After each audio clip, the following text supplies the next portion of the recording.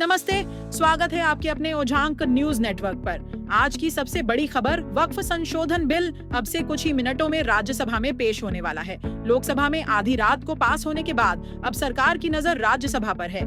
क्या ये बिल आज पास हो जाएगा या विपक्ष का विरोध इसे रोक पाएगा? नेताओं के बयान और इसका असर, तो चलिए शुरू करते हैं। तो दोस्तों, आज दोपहर राज्यसभा में वक्फ संशोधन बिल पेश होगा। कल देर रात लोकसभा में ये बिल पास हो चुका है और अब अल्पसंख्यक मामलों के मंत्री किरण रिजिजू इसे राज्यसभा में पेश करेंगे। संख्या का खेल देखें तो सरकार के पास फिलहाल राज्यसभा में 125 सांसदों का समर्थन है, जबकि बिल पास करने के लिए सिर्फ 119 वोट चाहिए, यानी एनडीए को कोई दिक्कत नहीं दिख रही। विपक्ष की बात करें तो इंडिया ब्लॉक के पास 88 सांसद हैं और वाईएसआर कांग्रेस के विरोध के साथ ये संख्या 95 तक पहुंचती है। 16 सांसद अभी सस्पेंस में हैं। क्या वो सरकार के साथ जाएंगे या विपक्ष के? लेकिन नंबर गेम साफ कह रहा है, सरकार की राह आसान दिखती है। लेकिन क्या ये सिर्फ नंबरों की बात है या परसेप्शन की जंग भी चल रही है? चलिए आगे बढ़ते हैं। अब बात करते हैं नेताओं के रिएक्शन की। सबसे पहले जेडीयू में घमासान। नीतीश कुमार की पार्टी में ही बिल को लेकर दो फाड़ दिख रहे हैं। जेडीयू महासचिव गुलाम रसूल बलियावी ने बिल का विरोध करते हुए कहा, ये सेकुलर और कम्युनल का खेल है, जल्द ही हम रणनीति बनाएंगे। वो इदारा-ए-शरिया के अध्यक्ष भी हैं और उनका कहना है कि ये बिल मुस्लिमों में गलत मैसेज देगा। लेकिन जेडीयू के कार्यकारी अध्यक्ष संजय झा ने पलटवार किया। विपक्ष ने भ्रम फैलाया। कल रात संसद में सबके चेहरे बेनकाब हो गए। इधर चिराग पासवान खुलकर सरकार के साथ आए।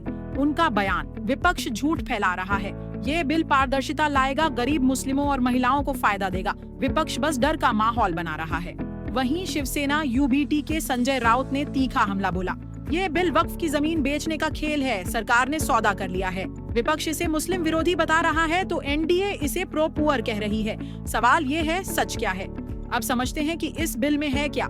सरकार का दावा है कि ये वक्फ बोर्ड में पारदर्शिता लाएगा। इसमें पासमानदा मुस्लिमों यानी गरीब तबके जैसे अंसारी, रायण, कुंजड़ा समुदायों को प्रतिनिधित्व मिलेगा। महिलाओं को भी शामिल किया जाएगा। गृह मंत्री अमित शाह ने कहा, कुछ लोग भ्रम फैलाकर वोट लेना चाहते हैं, लेकिन ये बिल गरीब मुस्लिमों के हक की रक्षा करेगा। विपक्ष का आरोप, ये बिल वक्फ की जमीनों पर कब्जे का रास्ता है, खासकर यूपी में जहां वक्फ की सबसे ज्यादा संपत्तियां हैं। ये मुद्दा गर्म है। बीजेपी इसे बड़ा नैरेटिव बनाना चाहती है, खासकर 2027 के यूपी चुनाव से पहले। लेकिन क्या ये बिल सच में बदलाव लाएगा या सिर्फ सियासी हथियार बनेगा? अब नजर राज्यसभा पर। 1 बजे बिल टेबल होगा और बहस की शुरुआत बीजेपी अध्यक्ष जेपी नड्डा करेंगे। बीजेपी के 3 बड़े वक्ता सुधांशु त्रिवेदी, राधा मोहन दास अग्रवाल और ब्रिजलाल यूपी से हैं। दूसरी तरफ कांग्रेस से नासिर हुसैन, अभिषेक मनु सिंघवी और इमरान प्रतापगढ़ी जवाब देंगे। ये बहस सिर्फ तर्कों की नहीं, परसेप्शन की जंग होगी। विपक्ष सरकार को नंबरों से नहीं, नैरेटिव से घेरना चाहता है। क्या होगा नतीजा? कुछ ही घंटों में पता चल जाएगा। तो दोस्तों, वक्फ संशोधन बिल की ये कहानी अभी खत्म नहीं हुई।